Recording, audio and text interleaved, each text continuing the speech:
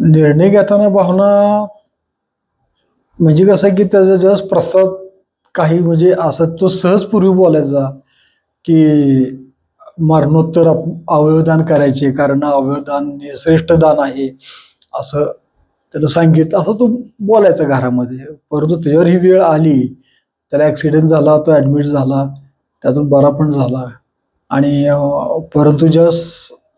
परंतु सिरियस झाला, तो गंभीर झाला आणि नंतर त्याचे शेवटचे क्षण असे आम्हाला वाटायला लागले. मग त्यावेळेस ते मला आठवलं त्याचं बोलणं प्रसादचं आणि त्याच वेळेस मी डॉक्टरांना सांगितलं की त्याची इच्छा होती अवयवदान करायची, तर ते त्यामुळं ते फॉर्म वगैरे भरून काय असेल ते आम्ही त्या अवयवदानाचा निर्णय घेतला आणि तो निर्णय एवढा चांगला होता की एका जवानाला हृदयाची गरज होती.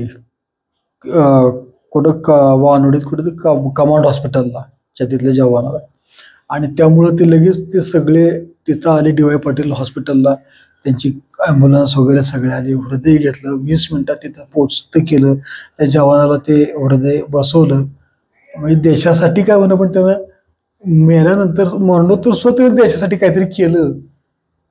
त्यामुळे त्याचा अभिमान आहे आणि शेवटी कसा तो आपला बाबा किती केलं तर सख्खा धाकटा भाऊ आहे तो बाबा. लहान वय अजून त्याचं काहीच नाही, 40-44 वय. तेव्हा अनपेक्षित घटना घडली आमच्या घरात. ती पोकळी निर्माण झाली.